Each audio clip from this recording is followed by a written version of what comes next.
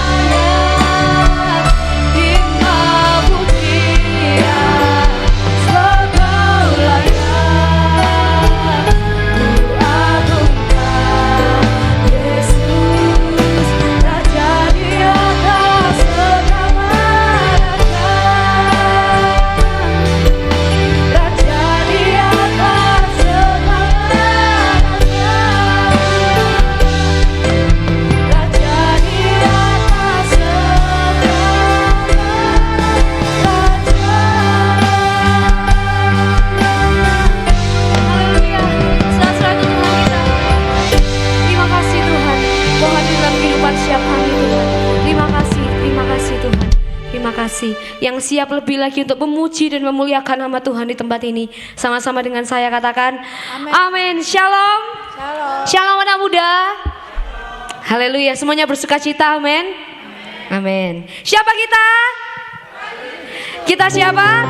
Prajurit Kristus dong. Prajurit Kristus. Siap, siap, siap. Haleluya. Hanya di dalam namamu Tuhan. Haleluya.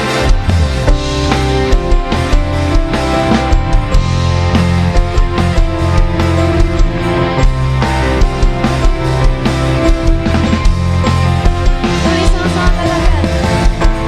Firman menerangi jalan,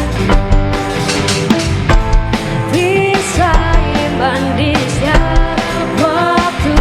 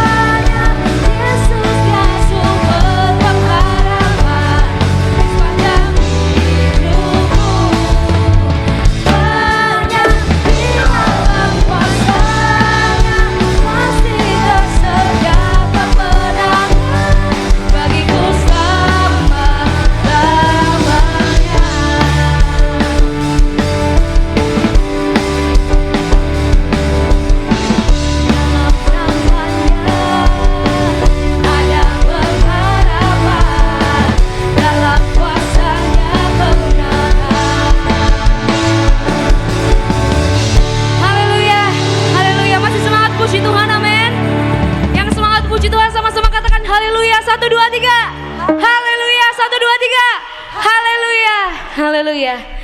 Kau penuh kasih, kau penuh hikmat Tuhan. Terima kasih Tuhan, terima kasih. Sama-sama kita belajar pujian ini ya. Haleluya.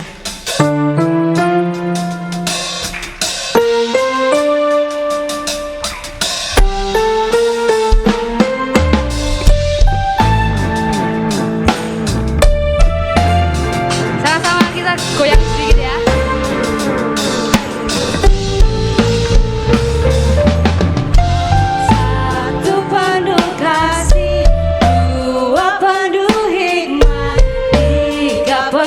Kuasa kau mulia, kau ada waktu suka, ada waktu duka, kau setia dan selalu bersamaku, kau membuatku tersenyum, membuatku tertawa, membuatku bahagia. Yesus kaulah sahabat, selalu setiap saat hatiku bergembira bersamamu ya. Sama-sama teduhkan saya ya. Kanan kiri ke depan, mari semua bergoyang, menari bergembira, sukacitaku dalam Kristus. Haleluya.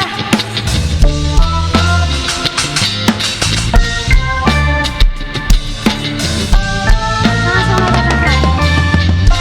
Satu penuh kasih, dua penuh iman, tiga penuh kuasa.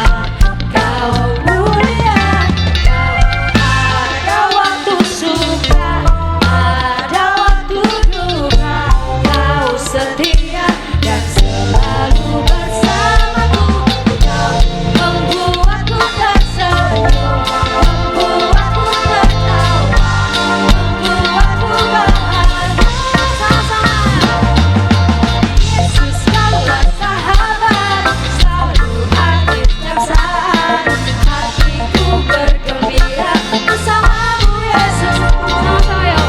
Kanan kiri ke depan, mari semua bergoyang, hatiku bergembira, sukacitaku dalam Yesus. Kaulah sahabat, selalu hadir setiap saat hatiku bergembira bersamamu Yesusku. Kanan kiri ke depan, mari semua bergoyang, menari bergembira, sukacitaku dalam Yesus. Haleluya.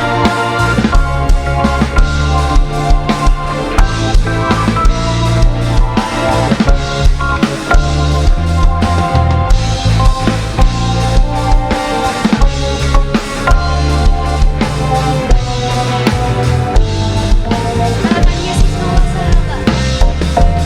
Yesus kaulah sahabat, selalu hadir setiap saat hatiku bergembira bersamamu Yesus. Yuk goyang ya. Kanan kiri ke depan, mari semua bergoyang, menari bergembira, sukacitaku dalam Yesus. Kaulah sahabat, selalu hadir setiap saat hatiku bergembira bersamamu Yesus. Mari goyang ya.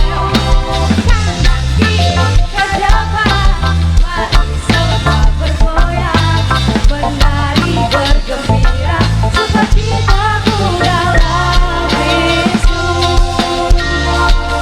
Sukacitaku dalam Yesus. Mari sama-sama katakan, sukacitaku dalam Yesus. Haleluya, silakan duduk kembali. Sama-sama kita persiapkan hati kita untuk kita boleh mendengar kebenaran firman Tuhan. Haleluya Tuhan. Terima kasih Tuhan, terima kasih. Kami bersyukur Tuhan, Kau hadir di tengah-tengah setiap kami. Haleluya.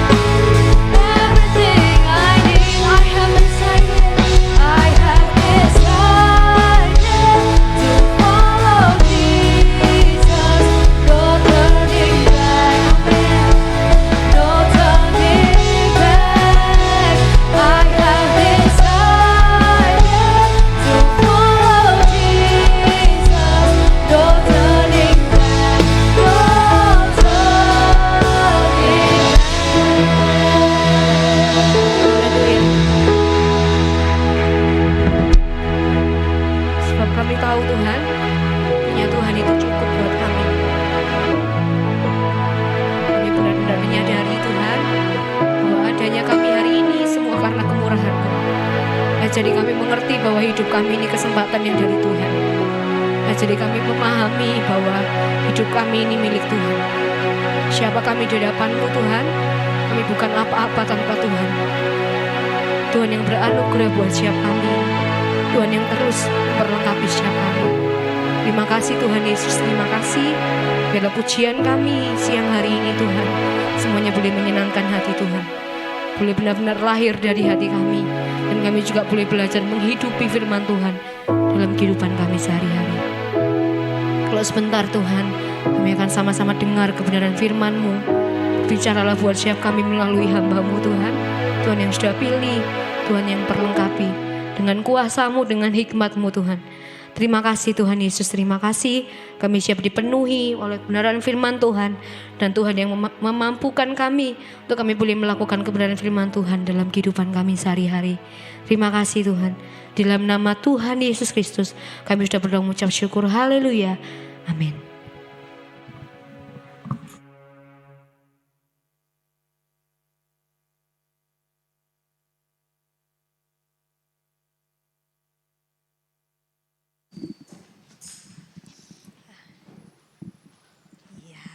Shalom, apa kabar? KP percaya hari ini Tuhan ada bersama dengan kita, amin. Mari kita belajar firman Tuhan. Hari ini judul yang tertera adalah pikiran Allah vs pikiran manusia. Gimana sih antara cara Allah berpikir dan kita berpikir? Dan apakah pikiran ini sangat-sangat penting? Mari kita simak baik-baik. Markus pasal yang ke-8 ayat 33 sampai ayat 34. Markus pasal yang ke-8 ayat 33 sampai dengan ayat 34. Yang sudah dapat katakan amin. Oke, KP tunggu. Siap diberkati? Amin. Oke teman-teman, kita lihat dulu ini ayat, ada 2 ayat. KP minta kalian baca dulu yang pertama ya, ayat 33. Nanti ayat 34 kita baca bersama-sama. Siap? Katakan amin. Oke, baca ayat 33. Markus 8 ayat 33. 2, 3.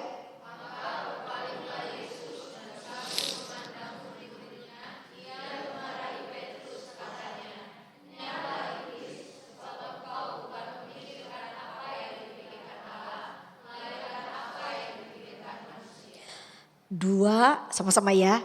3. Lalu Yesus memanggil orang banyak dan murid-muridnya dan berkata kepada mereka, setiap orang yang mau mengikut aku, ia harus menyangkal dirinya, memikul salibnya dan mengikut aku. Oke, sekarang bilang dulu kanan kiri, bilang begini, kita belajar tentang Tuhan. Oke, bilang gitu ya, 2, 3.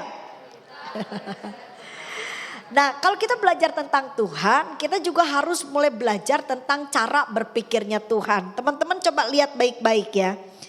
Ternyata waktu kita punya cara berpikir tidak cocok dengan cara berpikir Tuhan, itu buat Tuhan ngamuk loh.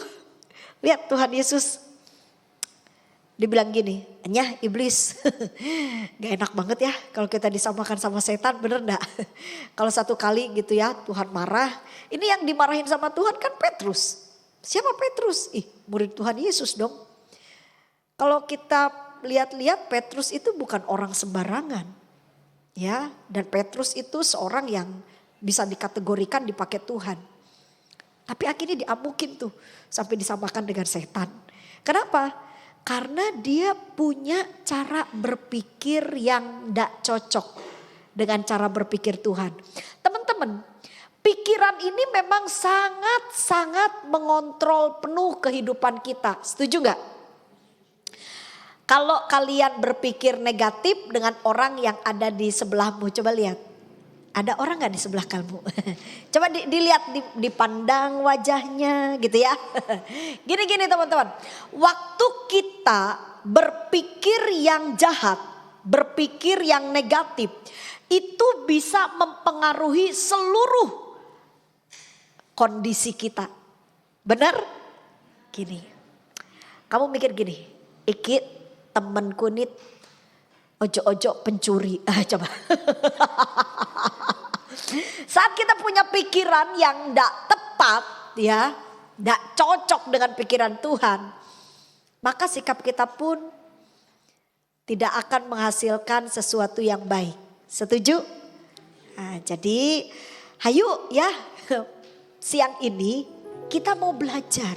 Karena ternyata kalau kita cuma punya cara berpikir yang salah, dan itu tuh buat Tuhan gak suka.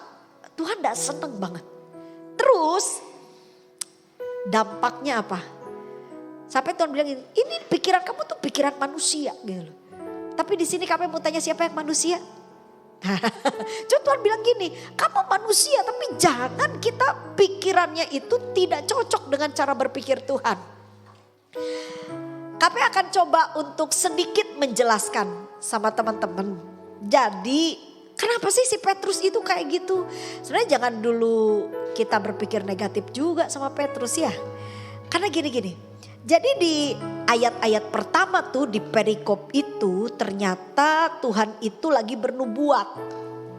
Nubuat tentang apa? Nubuat tentang karya Allah sebenarnya besar. Tentang keselamatan. Cuma masalahnya waktu Tuhan Yesus bernubuat ada kalimat-kalimat yang gak cocok dengan cara berpikirnya pada waktu itu ya. Mereka yang percaya gitu loh. Orang-orang percaya gak cocok. Karena begini, kalau bicara tentang Tuhan, kalau bicara tentang keselamatan, kalau bicara tentang kerohanian, itu pasti hal yang baik. Setuju gak? Kan gitu. Cuma masalahnya, coba perhatikan. Di ayat 31. Lihat ya Markus 8 ayat 31. Apa sih yang diomongin oleh Tuhan Yesus berkaitan dengan nubuatan tentang karya Tuhan yang besar. Yang akhirnya tuh buat si Petrus itu nolak gitu. Enggak kayak gitu juga kali Tuhan gitu kan. Coba lihat ayat 31. Kemudian mulailah Yesus mengajarkan kepada mereka bahwa anak manusia harus menanggung apa katanya banyak penderitaan. Ini diawali dengan kata menderita. Si Petrus udah begini, khotbah apa iki? Terus ditambah lagi. Dan ditolak oleh tua-tua, imam-imam kepala dan ahli-ahli Taurat. Wes menderita, ditolak. Kami mau tanya sama kalian, siapa yang pernah ditolak? Jujur, angkat tanganmu. Ayo, bagi saudara, bagi teman-teman yang pernah ditolak, Kak V yakin jawaban kalian akan jujur. Enak nggak ditolak? Enak? Enggak. Kayak enak banget ditolak itu ya. Nah teman-teman, si Petrus dengar, wes menderita, ditolak. Ini maksudnya apa? Belum sampai di situ tuh. Tuhan bilang begini. Tuhan bilang di ayat 31 itu di bagian terakhir. Lalu apa katanya? Dibunuh. Waduh, pernah gak kalian kalau lagi kumpul-kumpul ya. Terus ada satu temanmu atau dalam keluarga ada satu orang terus ngomong gini. Nanti kalau aku mati. Ada di sini yang sudah pesan-pesan kalau mau mati? Belum pernah ya? Tak ajarin. Pesen nombe temenmu. Kenapa? Karena kematian itu pasti. Yang setuju katakan amin. Siapa di sini yang merasa tidak akan pernah mati? Angkat tangannya. Lu terbuat dari apa? Kita ini dari daging manusia. Satu kali kita pasti meninggal dunia. Nah, Tuhan Yesus itu dengan begitu jelas dibunuh, berbau kematian. Pernah kalian melihat sikap orang ketika bicara tentang kematian, entah itu di televisi, entah itu kalian lagi ngobrol teman-temanmu atau lagi dalam keluarga. Terus ada dengar orang yang ngomongnya, kalau aku mati nanti kayak gini. Terus ada salah satu orang yang di sekitar kau bilang gini, ojo ngomong kayak gitu, bener gak? Tabu, ojo ngomong kayak gitu. Ini sebenarnya sikap itu. Bodoh tuh Petrus. Coba lihat Petrus. Apa yang dilakukan Petrus ketika Tuhan Yesus berbicara penderitaan, berbicara tentang penolakan, berbicara tentang kematian. Ayat 32 dibilang begini, hal ini dikatakannya dengan terus terang. Tuhan Yesus tuh ngomong bener-bener belak-belakan, khotbahnya itu enggak dibuat dramatis itu. Enggak, ngomong apa adanya. Terus udah gitu dibilang gini, tetapi apa katanya? Petrus menarik Yesus ke samping dan menegur dia.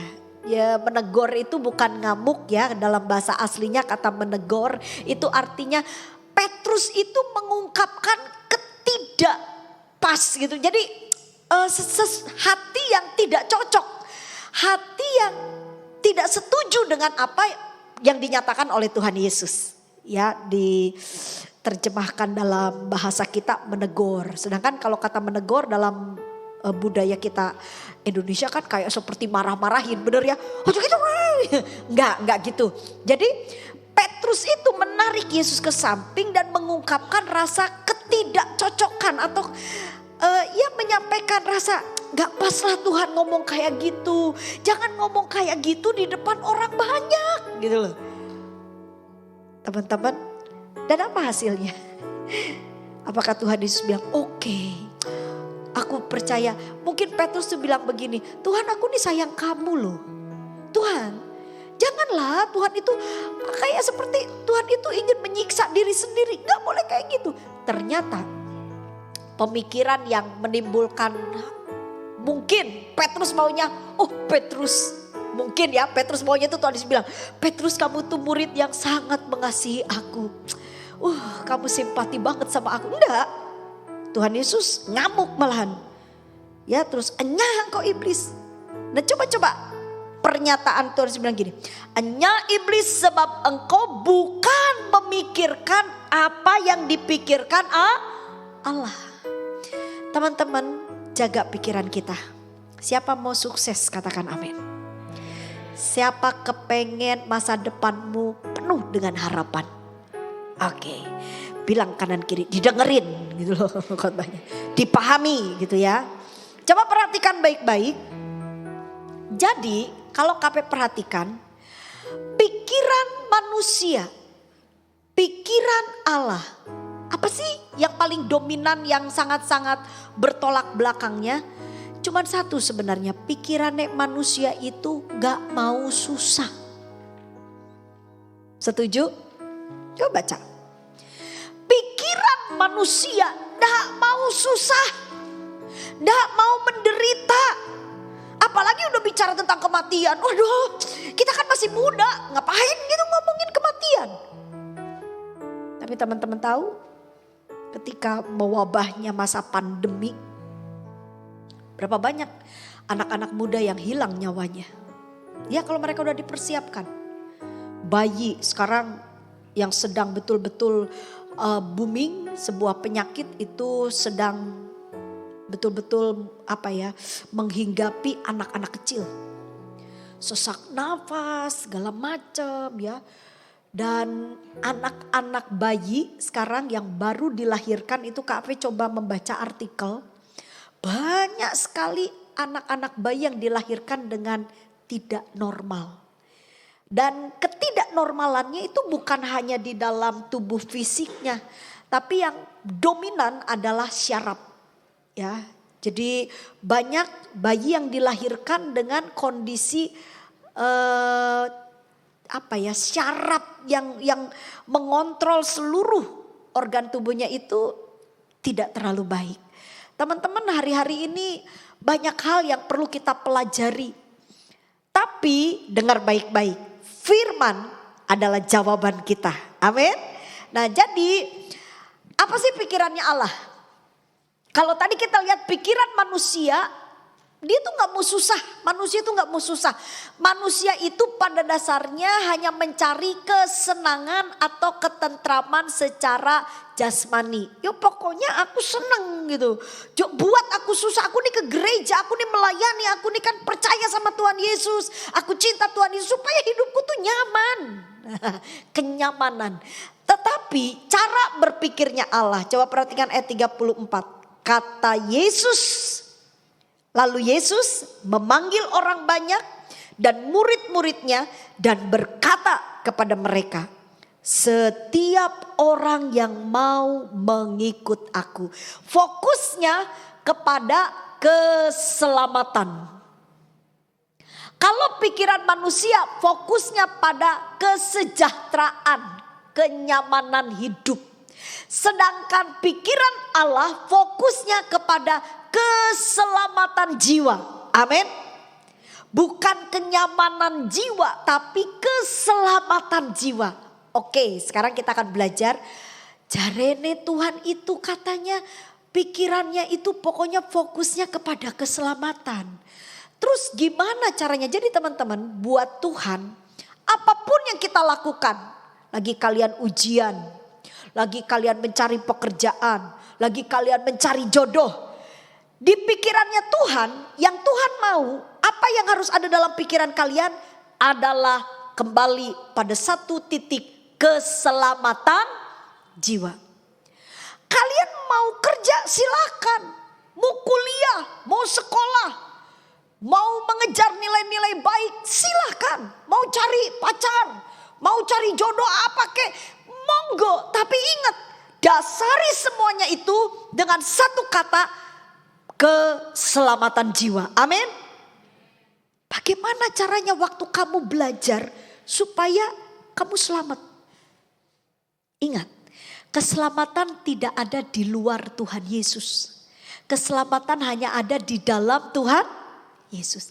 Jadi sentralnya kalau bicara keselamatan adalah bicara pribadi Tuhan Yesus. Waktu kalian belajar, oke, kalian berprestasi, kalian betul-betul berjuang untuk melakukan hal yang terbaik. Tapi ingat, biarkan semuanya itu membawa engkau selamat. Ya apa caranya? Nah, apa yang kamu kerjakan? Apa yang kamu lakukan? Apakah itu berkenan di hati Tuhan Yesus? Itu. Waktu kamu cari pacar, cari jodoh, coba cek. Apakah waktu kamu melakukannya, menjalaninya, itu benar-benar mendatangkan keselamatan dalam hidupmu? Itu yang Tuhan mau. Jadi bicara keselamatan bukan berarti kita jadi orang aneh. Kita ndak kerja, kita ndak kuliah, kita ndak cari pacar, ndak cari jodoh, pokoknya doa. Ndak gitu juga. Monggo, silahkan berkarya, berprestasi, lakukan apapun yang kira-kira Tuhan sudah buka jalan dalam hidupmu. Tapi ingat, semuanya itu sentralnya harus mendatangkan keselamatan. Itu yang Tuhan minta. Yang paham katakan amin. Nah, sekarang kalau kita bicara, oh jadi Tuhan pokoknya semuanya yang aku lakukan, apalagi dalam pelayanan, apalagi dalam ibadah. Kira-kira ibadah kita, pelayanan kita, apa yang kita lakukan itu semuanya udah mendatangkan keselamatan gak?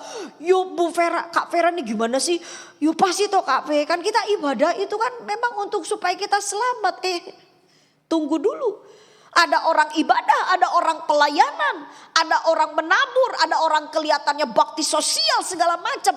Tapi sorry, itu tidak mendatangkan keselamatan. Kenapa? Karena tidak dilakukan dengan hati yang baik. Ingat loh, kalau hati kita gak baik, Tuhan bisa ngomong gini, enyah engkau, aku tidak mengenal engkau, hai kamu hamba yang jahat. Jadi sentralnya di sini. Nah, karena begitu pentingnya bicara keselamatan, jadi kita sekarang belajar, oh foto keselamatan itu berkaitan dengan apa aja kalau bicara tentang keselamatan. Yuk sama-sama kita belajar. Di ayat yang ke-34, perhatikan baik-baik. Ayat 34 dikatakan, lalu Yesus memanggil orang banyak dan murid-muridnya dan berkata kepada mereka, setiap orang yang mau mengikut aku, ia harus yang pertama apa? Menyangkal diri. Kata menyangkal diri dalam bahasa Gerika ditulisnya aparneomai. Sama-sama dengan KP sebutkan apa? Aparneomai. Sekali lagi, 2, 3. Aparneomai itu ditulis dalam Alkitab kita yaitu menyangkal diri. Opo to aparneomai itu? Aparneomai itu artinya adalah menjauhkan diri dari kedagingan atau menolak dosa. Teman-teman, dalam hidup ini, dalam dunia ini ada hal-hal yang dicatat dalam Alkitab bahwa itu melanggar perintah Tuhan. Dosa itu bicara tentang pelanggaran. Ya. Jadi sekarang kita mulai merenung. Ingat ya, Tuhan itu cuma mau kita selamat. Itu pikirannya Tuhan. Tidak ada yang lain. Pokoknya kamu selamat. Kamu mau hebat, berprestasi. Kamu mau terkenal. Kamu mau sukses secara dunia. Tidak masalah. Tapi keselamatan itu yang paling diutamakan. Sekarang kita lihat. Bicara keselamatan itu berkaitan dengan yang namanya sikap kita yang menolak apa dosa. Kak Pen tidak mau banyak ngomong. Kalau udah bicara dosa, cuma kamu dan Tuhan yang ngerti. Yang setuju katakan amin. Sudah. Bayangkan kalau kita ibadah, kita pelayanan, kita kelihatannya berohani. Tapi ternyata tanpa ada orang yang tahu, tanpa ada orang yang ngintip kita, lalu kita melakukan dosa. Generasi muda, are-are dengerin baik-baik. Mata Tuhan itu melihat. Setuju? Bilang kanan kiri. Diperhatiin lo Tuhan lo kita. Diliatin Tuhan lo. Apa yang kamu lakukan? Tahu enggak? Kalau hari ini kamu bilang gini, waduh Kak V, aku nih banyak dosa. Dengerin baik-baik. Kalau sampai hari ini kamu masih bisa ke gereja, hari ini beribadah masih bisa denger khotbahnya Kak V, dengerin. Berarti Tuhan masih punya harapan dengan kalian. Amin. Dan Tuhan mau kalian berubah. Tahu, wanita pelacur itu udah bener-bener ganggu, rusak rumah tangganya orang tuh. Perempuan udah kotor, kata gitu kan. Tapi Tuhan cuma bilang gini kan. Apakah ada yang melempari kamu? Wanita itu tidak ada Tuhan. Tidak ada satupun. Tahu gak Tuhan bilang apa? Pulang dan jangan berbuat dosa lagi. Tiap minggu kita ibadah. Minggu pertama kalian dengar tentang pertobatan. Kalian dengar tentang bagaimana Tuhan mau kalian bertobat. Stop melakukan dosa. Pornografi, percabulan, pacaran, seks bebas.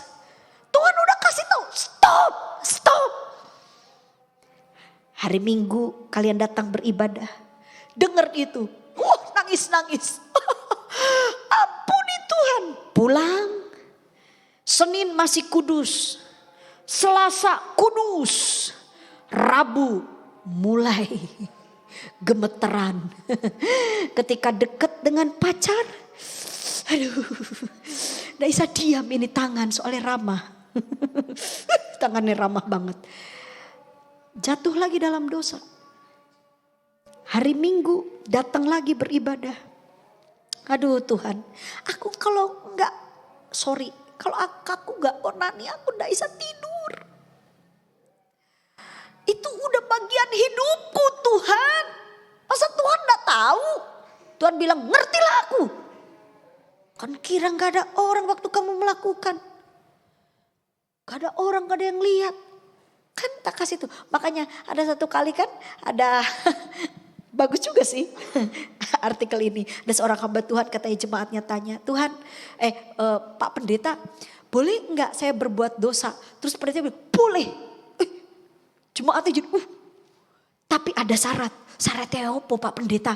Syaratnya ojo sampai Tuhan tahu wes itu. Ojo sampai Tuhan tahu. Cari tempat, cari kondisi di mana Tuhan gak bisa lihat kamu.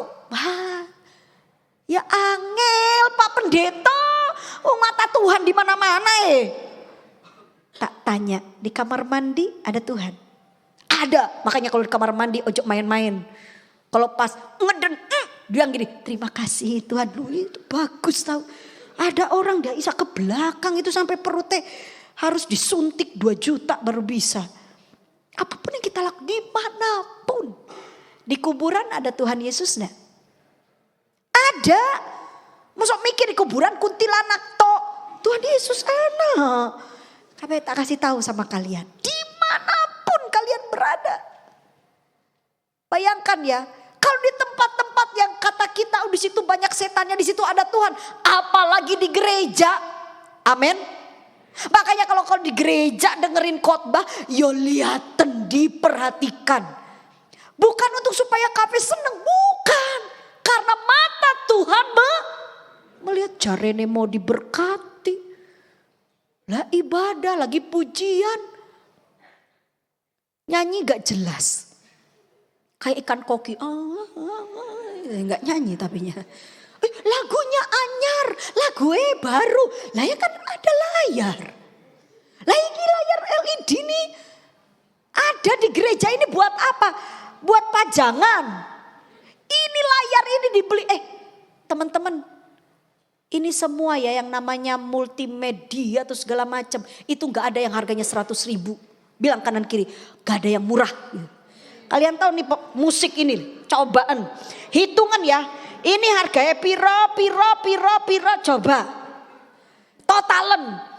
Gak ono yang murah. Amin. AC. Ayo ada AC yang 100.000. Kapan mau beli 100 kalau ada. Di panasnya udara kayak begini. AC itu jutaan. Ada kafe AC yang 400.000, ada jebol langsung. Apalagi tempat segede begini. Jadi dengerin. Waktu kita beribadah, gereja udah kasih fasilitas yang baik.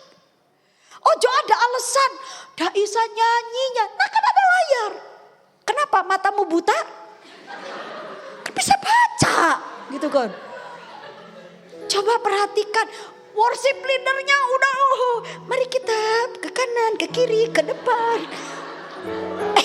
Tak kasih tahu ya re. Emang latihan. Coba tanya pemain musik nih. Coba lihat, kasihannya pemain musik kita doakan berkati ya. Kenapa? Itu main musik kalau cuma sendirian enak. Itu tim, tahu nggak tim? Itu perlu keserasian. Kalian pikir di depan berdiri begini nyanyi-nyanyi ke depan ke kiri ke depan itu enak?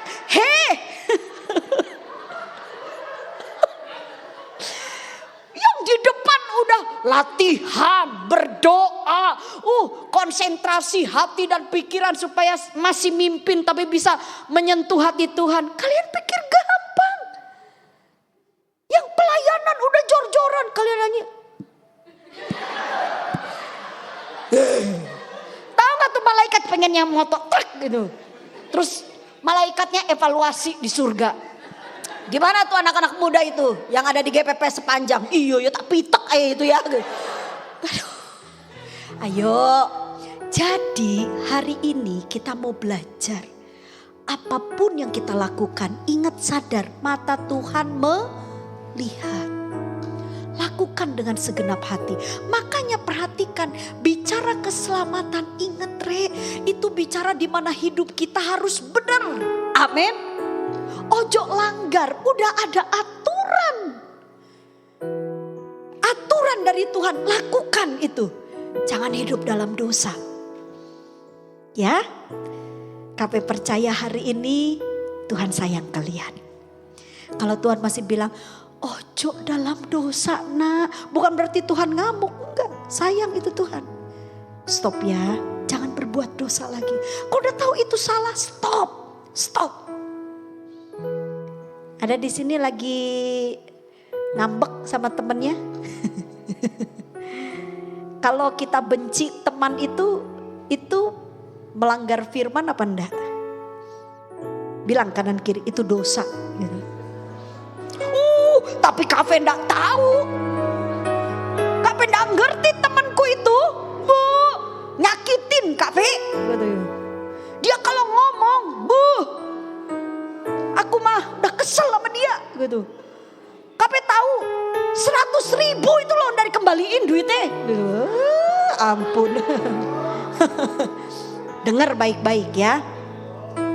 Kak Fe itu juga punya teman. Kak Fe ini ya normal manusia. Punya teman hamba-hamba Tuhan lagi. Kalau hamba-hamba Tuhan tuh kan di pikiran selalu hidupnya kudus. Iya. Tapi ternyata ada juga pendeta yang kalau pinjam duit gak pernah ngembaliin. Banyak. Tapi apakah Kak Fe langsung berpikir jahat gitu? Enggak dong. Karena kalau Kak Fe jahat kepada orang yang jahat, itu jenenge berarti podoae, betul? Firman Tuhan bilang jangan balas jahat dengan jahat. Ya udah, Kak Fe tetap baik sama mereka. Cuman kalau mereka mau pinjam uang lagi, nah itu Kak Fe bijak. Maaf ya, enggak.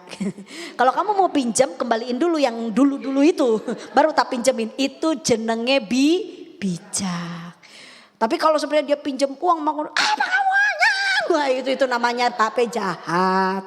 Terus Kak Fe ngomongin di mana-mana atas nama ini, di media sosial dipajang fotonya, hati-hati. Dia kalau pinjam duit tidak pernah ojo, itu jenenge jahat. Jadi jangan hidup dalam dosa. Kalau tahu itu dosa, stop. Amin. Bilang kanan kiri, dilihat wajahnya, stop.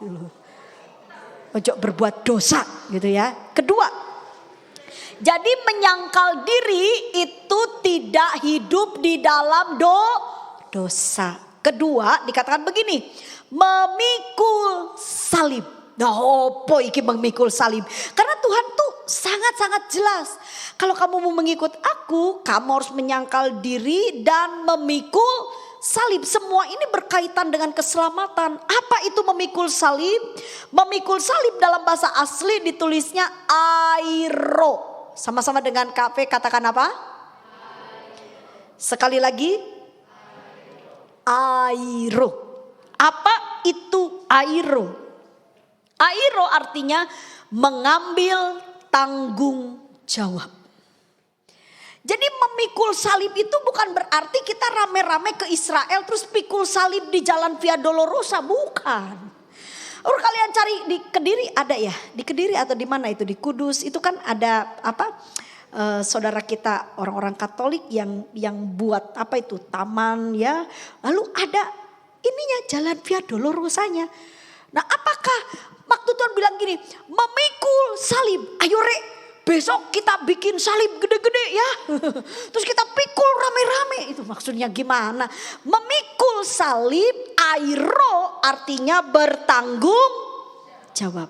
Makanya coba dengerin, kadang-kadang ya ada waktu kita komunitas ada yang ngomong begini, aduh mamaku tuh cerewet banget. Mamaku tuh gak percayaan sama aku, dikit-dikit tuh aku di pikiran mamaku tuh aku selalu negatif. Terus temennya ngomong gini, ya udah sing sabar, mungkin itu salibmu, bener gak? Ya tak? Terus ada lagi temen kalian yang cerita, aduh tahu nggak, pacarku itu loh ngamukan gitu loh, dikit-dikit ngamuk terus, aku nih sampai bingung serba salah mau kayak apa. Terus temennya bilang begini, ya sudah, kamu sing sabar, itu salibmu. Nah apa sih arti dari kata salib? Apa arti dari memikul salib? Memikul salib artinya kita harus bertanggung jawab. Siapa di sini yang disekolahkan oleh papa mamanya? Ya, dengerin. Waktu kalian masuk ke dalam sekolah atau kampus, dengar. Itu papa mamamu tidak membayar uang sekolah atau uang kampusmu dengan atas dasar dalam nama Yesus. Dipecat tuh, gak akan diterima tuh di sekolah kalau cuma ngomong gitu. Itu dibayar oleh uang. Kalian tahu cara orang tuamu mencari uang. Coba deh sekali-sekali. Kalau papamu bekerja di toko, sekali-kali ikut kerja. Lihat apa yang papamu lakukan. Kalau mamamu kerja lagi cari uang, coba ikut. Perhatikan cara kerjanya gimana. Kak Fe, aku mah kalau lihat papa itu enjoy sih kerjanya. Soalnya papaku itu kerjanya itu di kantoran. Elit Kak V. Tapi kamu tahu untuk mencapai satu titik level sebuah pekerjaan yang betul-betul sangat layak itu perlu proses. Jangan kalian mikir gini, enak ya, Ma perlu ini, Ma perlu ini, Pa beliin aku ini dong, beliin aku nih. Papanya, yo tunggu yo, Dok, aku tak nabung dulu. Lihat, perhatikan orang tuamu. Kita tinggal nikmati. Jangan kalian mikir, ya siapa suruh aku dilahirkan, kan gitu. Jangan gitu. Karena bagaimanapun juga papa mamamu ketika melahirkan kamu itu enggak dengan cara berpikir yang asal. Enggak, Rek. Di sini ada yang pernah diundang dalam pernikahan enggak? Coba angkat tangannya. Belum pernah datang ke pesta pernikahan? Kasian banget kalian. Soalnya KP di undangan cuma 2 orang. Papa mamaku bilang, "Woi, makanan enak, udah kamu di rumah aja." Gini. Tidak ada yang namanya pernikahan itu dengan biaya yang murah. Semurah-murahnya biaya pernikahan. Coba ya, anaknya KP itu lucu. Dia bilang gini, Mama, itu kalau menikah di jalanan itu murah enggak? Jalanan, maksudmu itu ono terop di jalan. Tahu enggak, terop itu harganya bukan ratusan ribu, jutaan. KP pernah satu kali pakai terop ya di luar tuh. Tapi itu ada AC-nya. Jadi sekarang ini ada terop tapi pakai AC tuh. Kamu tahu itu harganya di atas 35 juta. Catat toh, 35 juta. Itu baru terop. Emang kalian pikir kalau di undangan pernikahan orang cuma lihat terop? Kalau datang itu pasti makan. Kalian tahu harga tak kasih tahu biar kalian nanti persiapan mau menikah ini apa aja nih. Ya. Itu terop murah. Kalian mau pakai gedung bagus. Gedung bagus. Dan rata-rata gedung itu biasanya harga di atas, ada sih yang 27 ada. Lihat-lihat gedungnya sekupet gitu lebih. Jadi orang menikah itu bayar harga. Ada harga yang harus dibayar dan itu udah murah. Kalian pikir waktu papa mamamu menikah itu santai-santai? Enggak.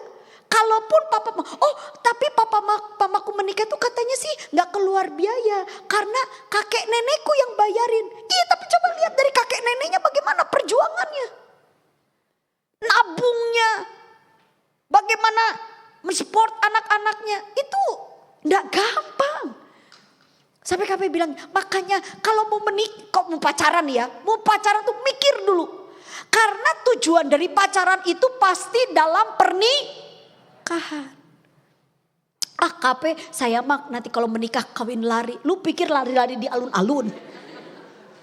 Apa artinya kawin lari? Ya itu sampai apa sih maksudnya? Pelesir gitu kan. Lu itu tambah mahal Rek biayanya. Jadi dia tidak ada pesta. Tapi dia pergi berdua seperti langsung honeymoon. Bisa. Gede, lebih gede biayanya. Coba sekarang mikir, udahlah gak usah bingung-bingung. Kalian selesai ibadah ini, nanti Rek kita makan-makan yuk. Di mana? Di McD. Lu pikir McD 2000-an? Coba mikir. Kalau gereja kasih makan soal mungkin para pelayan, dapat konsumsi, lu harus bersyukur. Amin. Kenapa? Gak ada yang murah di dunia ini. Tapi kalau kita dipelihara oleh Tuhan, itulah kebaikan Tuhan. Jadi teman-teman ayo ya. Bertanggung jawablah dengan apa yang Tuhan percayakan kepada kita. Bertanggung jawab. Apa tanggung jawab kita? Gak usah jauh-jauh dulu, di dalam gereja ini aja. Apa tanggung jawab kita masuk ke gedung ibadah ini? Berjemaat di GPPS Panjang ini. Apa tanggung jawab kita? Coba dipikir. Makanya kenapa kadang-kadang kita gak bisa merasakan hadirat Tuhan. Kemungkinan besar kita tidak bertanggung jawab. Karena ternyata mengikut Tuhan itu perlu tanggung jawab. Kalian mau bilang alasan, oh kan saya bukan pemain musik, saya bukan WL, saya bukan pelayan Tuhan sih Kak. Kan saya jemaat, ya udah tuh datang, duduk, tepuk-tepuk gitu kan. Kasih kolekte, pulang. Apa tanggung jawab kita sebagai anak Tuhan?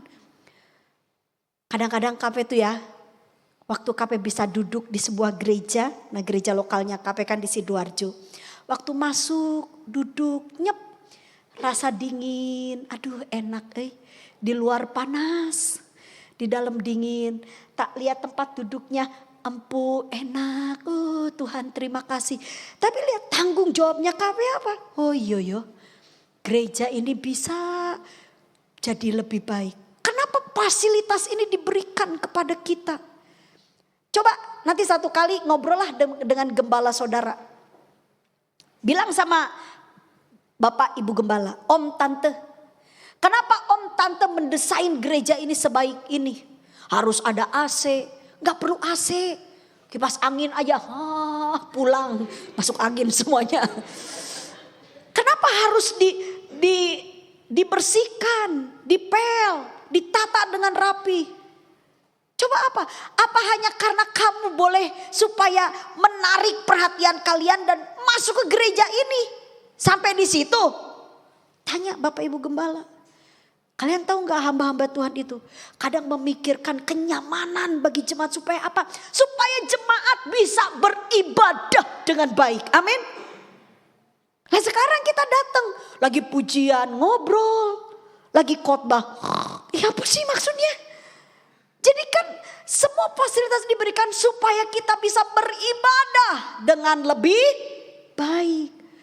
Jadi jangan sampai kalian lagi nyanyi-nyanyi, ya kipas saking panasnya. Supaya kalian gak begini-begini, dikasih AC. Tanggung jawab kita apalagi? Waktu kolekte dijalankan, dengar baik-baik. Dengar baik-baik, KP tidak akan bilang gini, kita ini kan diajarin KP untuk mengandalkan Tuhan, bukan mengandalkan duit. Dengerin. Kalau KP, biasanya kalau datang nih ya, ibadah. KP tuh mikir, ini gereja bagus fasilitas. Ini karena KP juga wanita, di sini keluarlah rupiah-rupiah, puing ini PLN-nya berapa. Ini orang ya, kalau bijak dia itu ndak masa bodoh. Amin. Orang bertanggung jawab itu ndak cuek. Yang setuju katakan amin. Tapi mikir, iyo. Waktu mari Bapak Ibu Saudara, mari teman-teman kita berikan korban persembahan untuk pekerjaan Tuhan. Kalian tahu gak? Itu salah satunya mengalir kemana? Iki kalian pikir ini yang namanya lampu-lampu itu menyala dengan ucapan begini, dalam nama Yesus menyalalah. Ini PLN bisa nyala karena dibayar. Kalau kalian bilang begini, kan ada hamba Tuhan. Kan ini gereja, ya kan ada pendetanya. Lo pikir kalau pendeta semua dipikirin sama hamba Tuhan itu. Aduh, berapa banyak pendeta yang mati muda. Semakin besar gerejanya dia semakin tanggung banyak. Jadi teman-teman dengar baik. Jadilah jemaat yang bertanggung jawab. Jaga kebersihan gereja. Jangan makan permen, taruh, ngupil, taruh di situ. Jorok sekali. Tisu-tisu yang dipakai itu benar. Ini buat kalian, aduh KP itu makan hal-hal sepele. Tapi dengar, kata memikul salib itu adalah belajar kita bertanggung jawab. Lihat jemaat kalau masuk gereja dia betul-betul dia jaga dirinya, dia jaga juga gereja. Dia mengibaratkan ini rumah Tuhan, tak jaga. Siapa tadi yang ke toilet enggak siram? Itu gak benar, berarti kalian enggak bisa bertanggung jawab. KP itu kadang satu kali kan KP ini sering ke rumah sakit umum ya. Nganterin mama mertua kontrol kesehatan.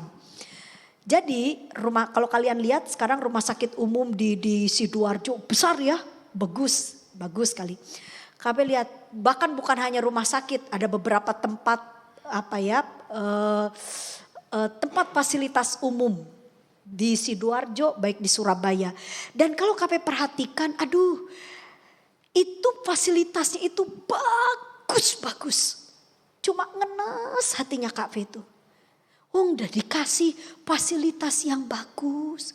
Yo dirawat. Yo bertanggung jawab. Kita itu ndak bangun. Kan gak ada yang datang ke rumah sakit sebelum ke rumah sakit ngulik dulu. Begitu kan enggak. Mereka datang ke rumah sakit atau ke fasilitas umum. Ayo coba perhatikan. KP ngajarin orang Kristen. Ayo bertanggung jawab. Jangan asal hidup ini. Biar itu tempat umum. Biar itu fasilitas mungkin bukan milik kita. Tapi kita ini anak Tuhan. Diajarin oleh firman Tuhan. Apa ajarannya?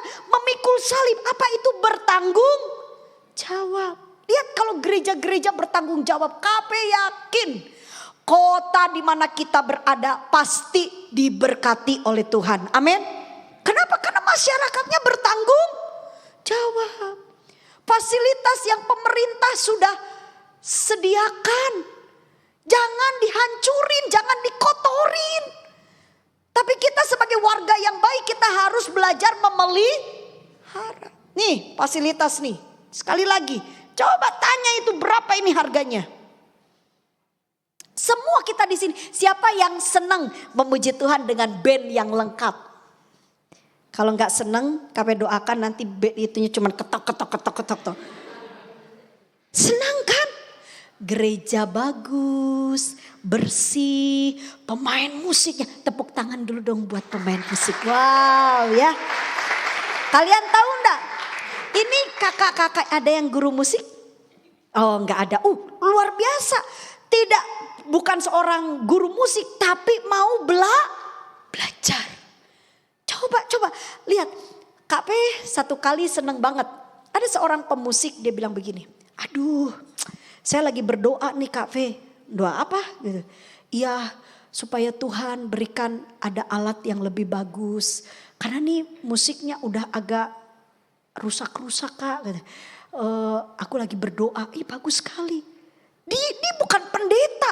Dia bukan pemilik gereja. Tapi dia pelayan Tuhan. Dia pemain musik di situ. Dia lihat alat musiknya mungkin. Ini perlu di-upgrade gitu kan. Apa yang dia lakukan? Apa dia cuma bilang sama gembala, Pak, tolong Pak, keyboardnya Pak, yang baru Pak, biar semangat. Lu pikir siapa gitu kan. Tapi dia datang berdoa kepada Tuhan. Tuhan berkati gerejaku, berkati hamba Tuhan. Supaya ini bisa dapat alat-alat yang lebih baik. Pernah gak kita kepikir bertanggung jawab? Coba siapa di sini yang suka pakai mic ini? Ya ada yang tes mic cedak. Rusak tahu. Ini bukan ulekan. Dan waktu kita pergunakan selesai kita harus betul-betul kembalikan ke tempat yang benar. Amin. Jadi geletakno gitu aja. Saya percaya teman-teman KP ini yakin banget kalau kita itu belajar bertanggung jawab. Coba lihat, nanti kalau kalian jadi anak bertanggung jawab, pasti orang tuamu sangat bersyukur. Amin. Oh ya anakku bertanggung jawab. Sampai KP tuh bilang sama anaknya KP bilang gini, kamu gak usah mikir tentang uang kuliahmu. Kamu gak usah mikir tentang apa yang harus kamu beli. Kamu tinggal minta papa dan mama, itu tanggung jawab papa dan mama. Tapi tanggung jawab kamu belajar sing serius. Papa mama bertanggung jawab, cari uang, kasih kamu supaya kamu bisa kuliah, fasilitas apapun. Papa mama cukupkan. Kamu mau apa? Papa mama kasih. Tapi mama minta. Kamu juga ada tanggung jawab, belajar sing bener. Orang tuanya sudah susah-susah nabung, biayain kuliah, biayain sekolah. Anaknya malah rokokan. Pelepus sana, pelepus sini. Bukannya belajar, malah berdua-duaan. bukannya sungguh-sungguh belajar dengan baik, malah ngegosip, terus akhirnya tawuran. Ya, itu maksudnya apa? Gereja, firman Tuhan mengajar kita untuk jadi lebih bijaksana. Amin. Jadi hari ini tahu gak cara berpikirnya Tuhan? Tuhan tuh cuma pengen supaya hidup kita itu betul-betul punya masa depan yang baik. Dan bukan hanya sekedar masa depan di dalam dunia ini, tapi sampai pada kekekalan. Makanya bicara tentang keselamatan. Jadi teman-teman, hari ini kami mengajak kita semua, ayo jadilah pelaku firman. Amin. Ya, dua hal ini Tuhan cuma minta, kalau kamu mengikut aku, kamu harus menyangkal diri. Kamu harus hidup benar, tidak boleh hidup dalam dosa. Itu Tuhan Yesus bilang. Dan yang kedua, firman-Nya ngajarin sama kita, kalau memang kamu itu betul-betul mau mengikut Tuhan Yesus, ingat ya, pikirannya Tuhan tuh kan fokusnya hanya keselamatan. Makanya Tuhan minta kita harus bertanggung jawab. Kenapa kita harus bertanggung jawab? Ketika kita hidup bertanggung jawab teman-teman, maka kita bisa jadi saksi Kristus yang mengerti. Beri tepuk tangan yang meriah buat Tuhan kita. Tapi kalau kalian tidak bisa bertanggung jawab, jangan mimpi nama Tuhan dipermuliakan dalam hidupmu. Lihat orang-orang yang tidak bertanggung jawab. Kesinggung sedikit, sudah gak ada Tuhan-Tuhanan lagi, gak ada pelayanan-pelayanan lagi. Lihat orang-orang yang tidak bertanggung jawab. Disakiti mbak temennya, imbasnya apa? Pelayanan. Lihat orang yang gak bertanggung jawab. Waktu dia dikecewakan sama pacarnya. Yang salah pacarnya, tapi yang ditinggal Tuhan Yesus. Dengar. Hari ini Tuhan menyediakan masa depan yang cerah bagi kalian. Amin. Kalau kalian pengen nyenengin hati Tuhan, miliki cara berpikir seperti Tuhan berpikir. Tuhan cuma mikir fokusnya pada keselamatan. Siapa orang yang selamat? Orang yang selamat adalah orang yang hidup dalam kebenaran. Amin. Stop, jangan lakukan dosa. Dan orang yang selamat adalah orang yang bisa dipercaya sama Tuhan. Jadi hamba yang baik. Apa itu hamba yang baik? Hamba yang bertanggung jawab. Hamba yang bisa dipercaya sama Tuhan. Jangan hanya gara-gara sepele, terus kalian udah gak serius lagi sama Tuhan. Apalagi cewek-cewek dengerin. Jangan hanya gara-gara laki-laki ganteng, maco, terus kalian jual Tuhan kalian. Udah gak ada gereja-gerejaan lagi. Udah gak ada Yesus-Yesusan lagi. Hari ini kita kelihatan cantik. Lu nanti beli cermin, taruh itu 20 tahun lagi. Sekarang mah gak perlu nunggu 20 tahun. Lihat aja itu di aplikasi kalau kamu tua kayak apa. Beneran. Cantik terus masukin ke aplikasi. Menjadi tua. Kita mulai gini gak karu-karuan. Tapi dengar. Kalau kita di dalam Tuhan semakin tua. Rambut putih semakin digendong sama Tuhan. Amin. Artinya apa? Ada sukacita, ada damai sejahtera. Percayalah, kalau kita taat sama Tuhan, pasti ada masa depan yang baik. Puji Tuhan. Yuk kita bangkit berdiri bersama-sama. Hari ini kita mau benar-benar bilang sama Tuhan. Biar Tuhan jaga pikiran kita. Tuhan Yesus pegang tangan kita.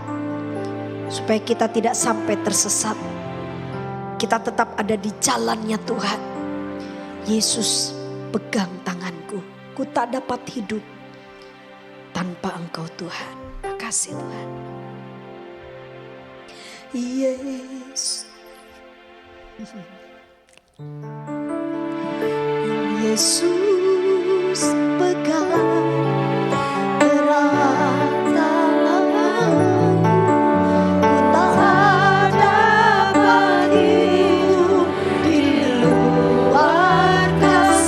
Bapa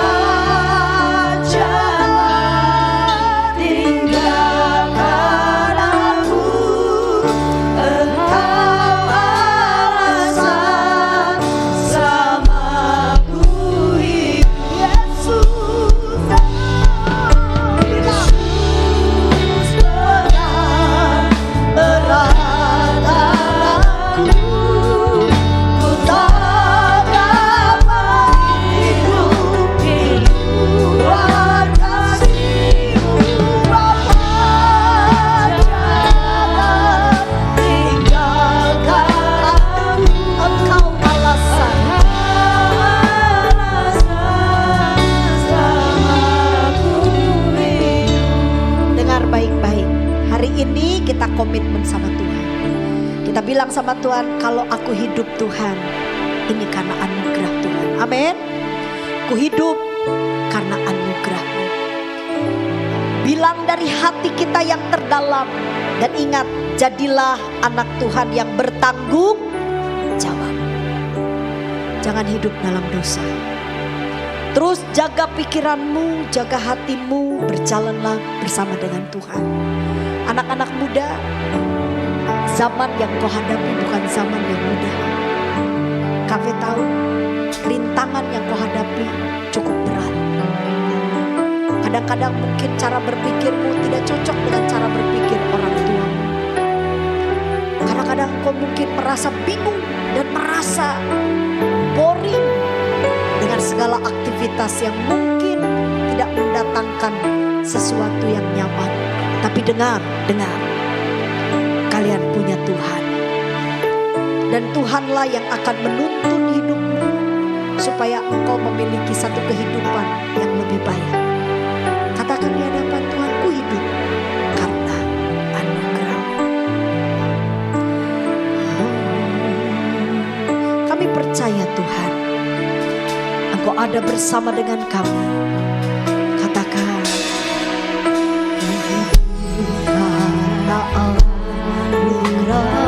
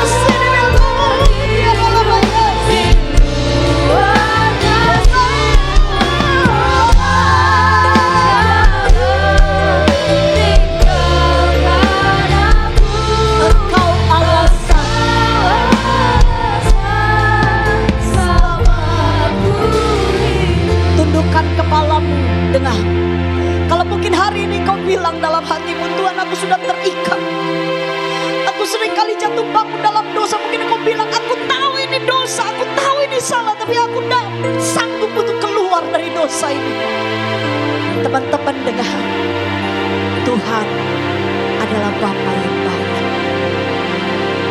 Dia tidak akan pernah menyuruh kamu untuk melakukan apa yang tidak bisa kamu lakukan.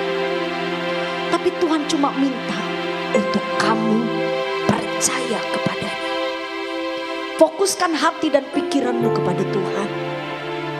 Kalau kau fokus kepada kelemahanmu, kamu tidak akan kuat. Tapi hari ini pandang wajah Tuhan. Lihat Tuhan.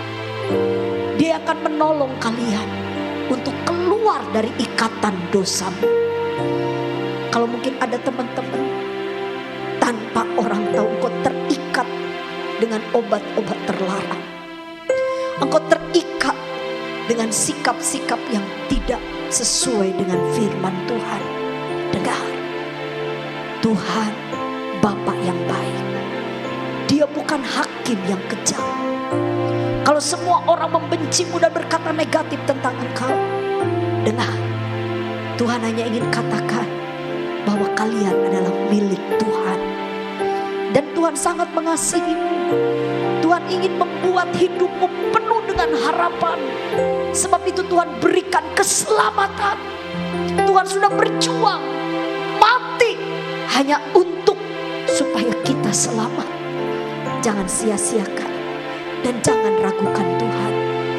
Sekali lagi kami mau, sekarang angkat wajahmu. Kau tutup matamu, angkat wajahmu dan dengan iman, dengan mata imanmu kau pandang wajah Tuhan. Dengan Tuhan bukan Bapa yang jahat. Tuhan bukan hakim yang kejam. Kalau hari ini engkau berkata kepada Tuhan, Tuhan ini hidupku, tolong aku mau belajar bertanggung jawab. Aku mau belajar untuk hidup benar. Pandang wajah Tuhan dengan mata imanmu. Dan angkatlah kedua tanganmu. Minta pertolongan dari Tuhan. Saat engkau mengangkat tangan, Tuhan pasti turun tangan. Dan memegang kehidupanmu, memulihkan engkau. Bilang dari hatimu, katakan kepada Tuhan, Yesus.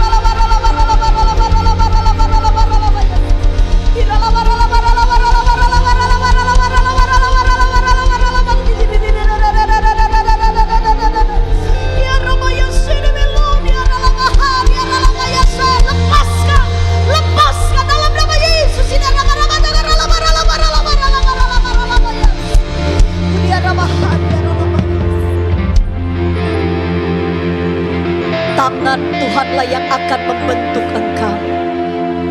Pulanglah dengan damai sejahtera. Tuhan mengampuni segala dosamu.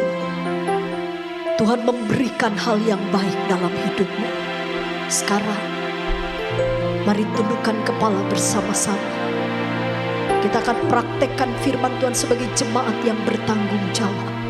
Kami akan pandu, pimpin di dalam doa untuk memberkati gereja ini. Dan sekarang kami mau semua yang ada di ruangan ini, kita akan bersama-sama memberkati tempat ini. Bapa yang baik, hamba-Mu berdoa, diberkatilah GPPS panjang di tempat ini. Tempat ini menjadi tempat kesukaan Tuhan. Tuhan, berkati hamba-hamba-Mu dari mulai Bapak Ibu Gembala, keluarga besar, seluruh para pengurus, penatua sidang di tempat ini, para koordinator. Tuhan, berkati hamba-hamba-Mu. Berikanlah mereka kesehatan, berikanlah mereka kesehatian, sehingga jemaat di tempat ini bertumbuh ke arah yang baik. Bapak, hari ini juga berdoa bagi seluruh generasi muda di GPPS Panjang ini. Tuhan, jagai hidup mereka, jauhkan dari pergaulan yang tidak baik. Tuhan, Engkau melihat hati orang tua mereka yang selalu berdoa bagi anak-anaknya, agar mereka menjadi anak-anak yang takut akan Tuhan. Sebab itu Tuhan, Hamba juga melepaskan berkat bagi orang tua mereka. Teman-teman, angkat kedua tanganmu, kita mau sama-sama berkati papa mamamu. Tuhan, Hamba berdoa supaya orang tua mereka sehat. Ayah mereka diberkati oleh Tuhan. Ibu mereka diberkati oleh Tuhan. Kami kasih kesempatan beberapa detik ke depan. Ucapkan berkat atas orang tuamu. Berdoa bagi papamu, berdoa bagi mamamu.